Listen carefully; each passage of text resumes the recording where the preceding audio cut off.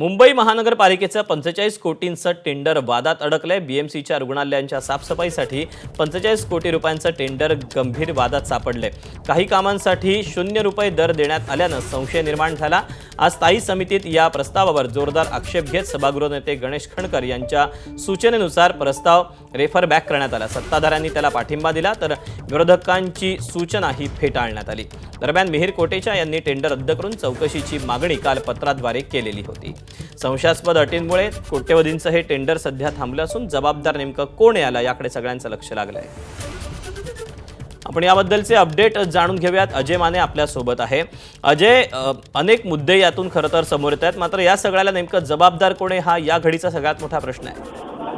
सगळ्यात महत्त्वाचा मुद्दा आहे दीपक, कारण की मुंबई महानगरपालिकेतील 8 रुग्णालयात हाऊसकीपिंग टेंडर जो आहे तो प्रस्तावित करण्यात आला होता, पण हा टेंडर जो आहे तो आता वादाच्या भोवऱ्यात आलेला आहे। विशेष बाब म्हणजे की आज स्थायी समितीच्या सभेत चर्चा होताना असंही म्हटलं गेलं की ज्या अधिकाऱ्यांनी विचार न करता हा प्रस्ताव आणला त्याची सुद्धा चौकशी करायला हवी आणि त्यामुळे शिफारस जी आहे ती स्थायी समितीने केलेली आहे आणि आता हा टेंडर जो आहे तो रद्द करण्यात किंवा मग परत पाठवण्यात आलेला आहे। आणि पुढे नेमकं हा टेंडर कुणी काढला होता, हा प्रस्ताव कुणी काढला होता, कोण कोण अधिकारी होतं यांची चौकशी सुद्धा जी आहे ती होणार असल्याचं जे ते आज स्थायी समितीच्या अध्यक्षांनी म्हटलेलं। विशेष म्हणजे की मिहिर कोटेचा यांनी सुद्धा या टेंडर बाबत एक पत्र लिहिलं होतं आणि हे या पत्राद्वारे सांगण्यात आलं होतं की हा टेंडर जे आहे ते ह्याच्यात काहीतरी गडबड आहे आणि त्यामुळे हे टेंडर जे ते रद्द करावं। अध्यक्षांनी सुद्धा इशारा दिलाय की मंजुरीपूर्वी जर असं काही घडत असेल तर यावर जे ते अधिकाऱ्यांना जाब विचारला पाहिजे, वचक बसवली पाहिजे। आणि त्यामुळे आता स्थायी समिती अध्यक्ष जे प्रभाकर शिंदे त्यांनी सुद्धा म्हटलं की या सगळ्या घटनेची,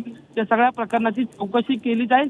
पण विशेष म्हणजे की असे अनेक वेगवेगळे टेंडर जे ते सभागृहात किंवा मुंबई महापालिकेत येत असतात, पण आता सगळ्यात महत्त्वाचं व्यवस्था जी असते ती मुंबई महापालिकेचे रुग्णालय आणि त्या रुग्णालयाची साफसफाईवर नेहमी प्रश्न आणि बोट उपस्थित केलं जातात। त्याचा टेंडर आता 45 कोटीचं वादात अडकलेलं पाहायला मिळतं दीपक। त्यामुळे स्वाभाविकच आता यातून काय पुढे मार्ग निघतोय किंवा काय पुढे येतंय हे पाहणं महत्त्वाचं असेल।